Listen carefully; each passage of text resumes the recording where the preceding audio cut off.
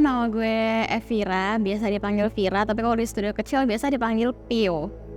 Di sini gue as a copywriter dan content creator. Dan gue kalau bisa mendefinisikan diri gue ini adalah seorang yang yang nggak jelas ntar bisa jadi moodnya baik, ntar tiba-tiba bisa jadi jahat, sejahat-jahatnya, bisa jadi lembut selembut-lembutnya, bisa jadi orang yang sangat tersentuh, bisa jadi orang yang cuek gitu. Jadi nggak tahu sebenarnya gue nggak bisa mendeskripsikan diri gue as apa gitu. Ramadan versi gue itu aman. Karena gue ngerasa kalau Ramadan itu gue mau ngapain aja tuh gue aman gitu loh. Kayak gue ngerasa gue setiap bulan Ramadan itu gue ngerasa gue dikelilingi oleh, nggak lebay tapi gue ngerasa gue selalu dikelilingi oleh Tuhan. Karena kan orang-orang bilang Ramadan ini bulan yang suci, bulan yang penuh dengan kebaikan. Jadi gue di Ramadan ini gue ngerasa diri gue tuh aman dan nyaman sih sebenarnya. Kayak gue mau beribadah dengan aman, berbuat baik dengan aman dan nyaman.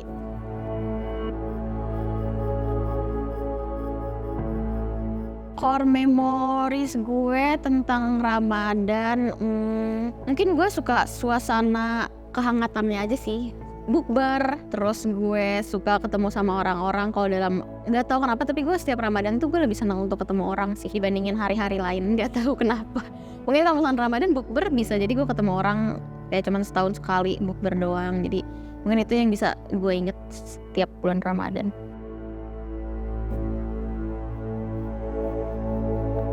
Yang selalu gue tunggu bulan Ramadan itu buka puasa bareng keluarga besar gue. Karena nggak tahu ya, gue setiap balik ke keluarga besar gue tuh gue ngerasa ya ini rumah gue gitu. Jadi kayak setiap bulan Ramadan, maksudnya nggak bulan Ramadan doang juga gue ketemu sama keluarga gue, tapi sama keluarga besar buka puasa bareng itu kayak sesuatu yang beda aja gitu. Jadi setiap bulan puasa itu gue pasti sangat menantikan momen dimana gue bisa buka puasa bareng keluarga besar gue gitu.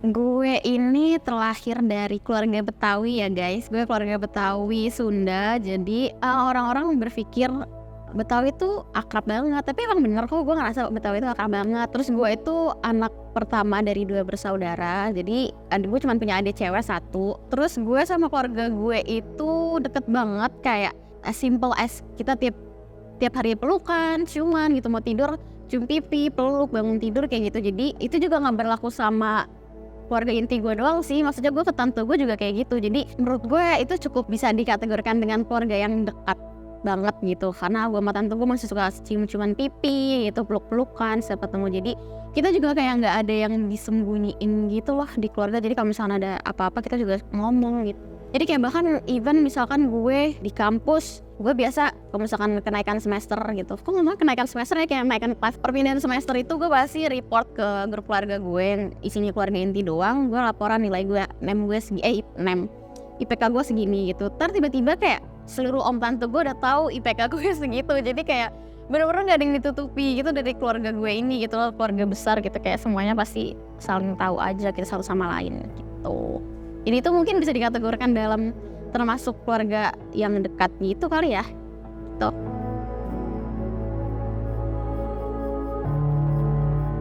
Sebenarnya banyak banget core memories maupun untuk keluarga inti atau keluarga besar gue. Kalau keluarga inti gue kayaknya bukannya nggak ada sih, tapi menurut gue kita udah selalu sering ngelakuin itu bareng-bareng. Jadi menurut gue itu nggak bisa dibilang core juga sih. Tapi kalau misalkan bareng keluarga besar, nggak keluarga besar sih, maksudnya tante-tante terdekat gue itu banyak banget, karena kita selalu suka tiba-tiba nginep bareng-bareng gitu. Itu mungkin yang happy-nya ya. Mungkin kalau misalkan yang sedihnya itu yang masih terakhir diingat itu pas terakhir kali kakek gue meninggal. Itu karena kita semua deket banget gitu, sampai kakek tuh kita juga deket banget. Jadi pas kakek gue meninggal tuh rasanya tuh kayak sakit banget gitu. Kita semua sakit, kita semua sedih, kita semua kayak, gue tuh nggak pernah ngerasain titik dimana nenek gue meninggal gitu. Nenek gue meninggal tuh gue masih kecil banget, jadi gue tuh belum ngerti. Terus adik-adik sepupu gue juga masih ada yang belum ada yang masih kecil, jadi kita tuh nggak ngerti. Jadi kayak paham gak sih, kayak lu tuh ada rasa sakit yang kita tuh dulu nggak pernah ngerasain gitu, tiba-tiba rasa itu kita rasain, jadi kayak sakit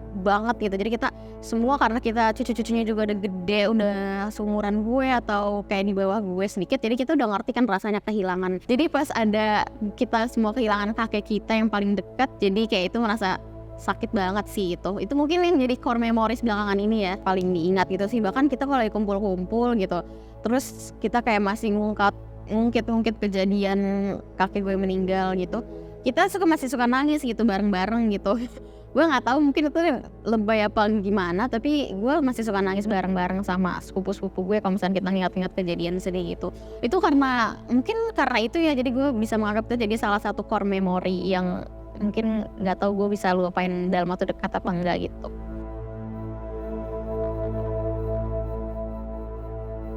Jadi gue tuh deket banget kan, pokoknya semua cucu kakek gue tuh deket banget sama kakek gue gitu. Jadi tuh kakek gue tuh emang dia tinggal sendiri kan, karena dia emang bener-bener nggak mau tinggal sama anaknya gitu. Mau dibawa seminggu nginep di rumah anaknya, dia pasti ribut aja mau pulang gitu. Jadi kadang tuh kita suka ganti-gantian gitu nginep di rumah kakek gue gitu. Kadang gue sama kakak gue, kadang gue sama adik gue gitu.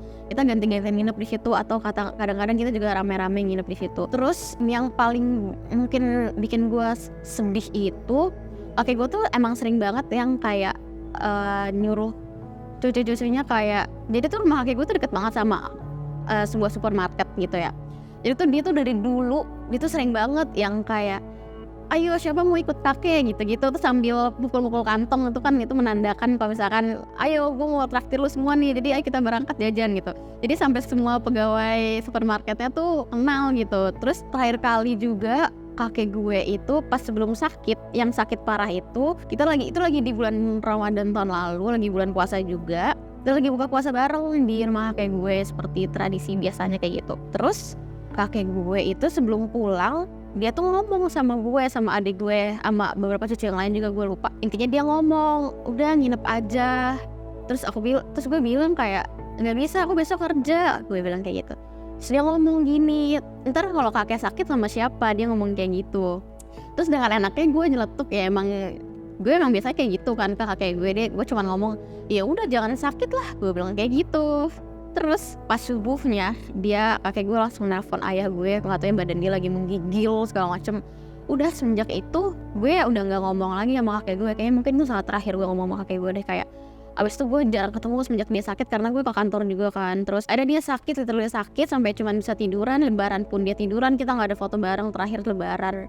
Jadi kayak mungkin itu yang bikin gue ngerasa kayak nggak nyesel sih, cuman kayak ternyata itu ada pertanda juga dia ngomong kayak gitu. Terus yang kayak gue nyesel gitu, kenapa gue nggak nginep bareng-bareng sama sepupu gue yang lain, tapi gue malah kerja. Terus kayak jadi akhirnya itu mungkin jadi momen terakhir gue ngobrol sama kakek gue gitu deh. Karena setelah itu gue kayak nggak bisa, emang udah nggak bisa bukan nggak bisa ngomong sih, cuman emang belum ada kesempatan untuk bisa ngobrol lagi karena dia emang udah sakit, diem aja gitu.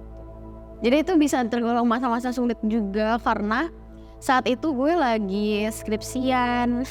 Gue hampir 2 minggu gue gak ngerjain skripsi gue sama sekali. Sedangkan temen gue tuh udah banyak yang tanda tangan sidang kayak gitu-gitu. Terus ke kantor gue juga gak masuk selama seminggu. Terus kayak literally gak bisa megang apapun. Terus akhirnya setelah kayak pengajian 7 hari, kalau gak salah deh gue lupa, terus kayak akhirnya gue melanjutkan skripsi gue gitu. Karena kayak kakek gue tuh pernah ngomong, pokoknya semua cucu kakek harus sarjana, dia ngomong kayak gitu. Jadi gue kayak nggak boleh, gue harus kerja skripsi gue biar selesai. Terus udah akhirnya gue bisa menyelesaikan skripsi gue. Kayak gue ngerasa itu kayak hadiah aja sih buat kakek gue. Meskipun gue sedih dia nggak bisa ngeliat gue lulus. Terus kayak dia tuh seneng banget nge-upload foto cucunya gitu. Kayak gue pakai almet aja sama dia di status WA-nya di upload. Terus abang gue lulus di upload, kayak gue sedih aja gitu, kayak dia nggak ngeliat gue lulus.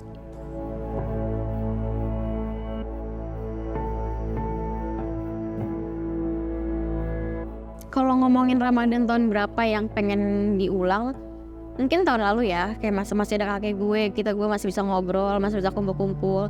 Tapi kalau di luar Ramadan kayak lu mau balik ke tahun berapa, bla bla bla bla bla. Terus menurut gue sih enggak sih, karena apa yang terjadi sekarang itu udah jalannya aja gitu. Kayak menurut gue manusia nggak berhak untuk merubah takdir sih. Kayak lu sekarang itu adalah hasil dari apa yang lu perbuat dulu gitu. Jadi gue lebih memilih mensyukuri apa yang ada sekarang dan menjalani ke depannya daripada gue harus menyesali apa yang udah terjadi. Karena kalau misalnya kita menyesali pun gak bakal ada habisnya, kayak pasti ada aja kayak pikiran, kenapa ya gue dulu gak kayak gini, kenapa ya gue dulu gak kayak gini, gue pengen deh balik ke tahun ini, gue pengen ngelurusin sesuatu gitu. Gue sih gak ada ya. Jadi gue mungkin ada aja masa gue kayak aduh nyesel kenapa gue gak kayak gini. Cuman gue tuh bukan tipe orang yang gue bawa berlarut-larut gitu loh. Mungkin kalau misalkan ada masalah pun gue nangisin malam itu, besoknya gue udah lupa gitu. Jadi kayak kalau misalkan ditanya mau balik ke tahun berapa, mungkin gue gak memilih untuk balik ke tahun berapa sih. Mungkin kalau misalkan ditanya ada event tertentu gak yang mau balikin ke tahun berapa, mungkin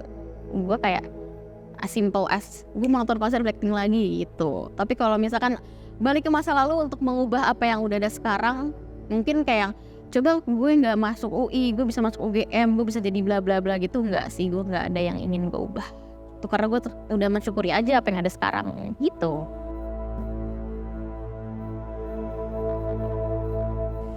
Mungkin kalau misalkan gue bisa ngomong sama kakek gue sekarang, gue mau bilang makasih karena tidak, dia tuh tanpa disadari sering ngasih wejangan gitu ke kita, kayak ingat ya punya temen tuh yang rajin sholat, punya temen yang baik kan, biar kita ke bawah jadi orang baik juga gitu. Kayak kalau dia misalkan kayak tahu kita temenan sama tukang judi, walaupun tukang judi itu baik sama kita, dia tetap mungkin enggak sih, dia mungkin bakal ngenasehatin cucunya gitu. Dia nggak pernah marahin yang kayak kamu sih gitu, dia nggak pernah marahin. Cuman dia pasti kayak yang bilang temenan sama orang baik biar ketularan baik gitu. Terus pokoknya banyak banget pembelajaran yang dia sering kasih. Tapi intinya tuh kita nggak tahu kalau misalkan dia tuh nasihatin kita gitu loh.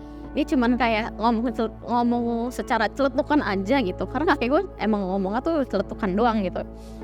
Jadi tanpa disadari kayak iya, dulu kan kakek pernah ngomong kayak gini gitu. Terus terkadang-kadang anaknya tuh manggil bapaknya tuh baba kan. Terus kayak yang iya ya, ternyata dulu baba sering ngajarin kalau misalkan ada orang yang nggak suka sama kita, udah diemin aja, nggak usah dibales gitu loh. Jadi emang karena pembelajaran yang gitu, kita jadi tuh nggak pernah ada yang balas dendam, yang beneran balas dendam. Misalkan ada orang nyantet gitu, terus kita balas nyantet juga, kita tuh nggak pernah kayak gitu. Jadi kayak ya udah kita berserah aja gitu. Terus nenek gue juga dulu sering banget berpesan kayak akur-akur sama anak cucu, semuanya dirangkul gitu. Jadi berkat pesan nenek gue itu, jadi kita semua masih bersatu sampai sekarang gitu. Walaupun sekarang udah nggak ada kakek nenek gue ya, jadi kita tetap masih akur gitu. Itu sih, aku ngeliatin sampai nangis. Semoga kakek udah bahagia di sana, ketemu sama nenek, karena kakek gue tuh sayang banget sama nenek gue gitu. Dia kemana-mana di handphonenya, kalian tahu kan handphone bapak-bapak kayak kakek kan pasti handphonenya ada tutupnya gitu. Nah di tutup itu selalu diselipin foto nenek gue yang kayak fotonya tuh berdua sama dia, tapi foto dia dilipat sama biar dia ngeliat foto nenek gue doang. Terus itu dari tahun 2009 sampai sekarang dia nggak berubah. Jadi semoga kakek di sana udah ketemu sama nenek. Walaupun aku tahu kakek udah ketemu, karena ada mereka yang bisa ngeliat bilang misalnya kakek udah ketemu sama nenek. Terus pasti kakek udah bahagia di sana. Semoga kita ntar di sana bisa ketemu bareng-bareng lagi.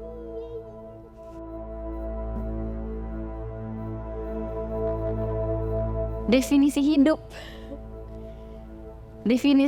itu, hidup itu sebuah pilihan. Kenapa?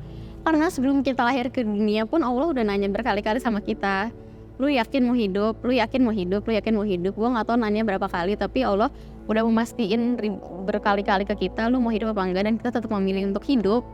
Jadi mulai dari situ aja, hidup itu adalah sebuah pilihan. Jadi apa ya, gue gak bisa menjelaskannya, tapi pasti di hidup lu bakal memilih sesuatu yang akan menjadi jalan lu. Tapi kalau misalkan lu ingin meminta gue definisi hidup secara lebih luas, hidup itu capek. Hidup itu capek, rumit, tapi harus dijalani.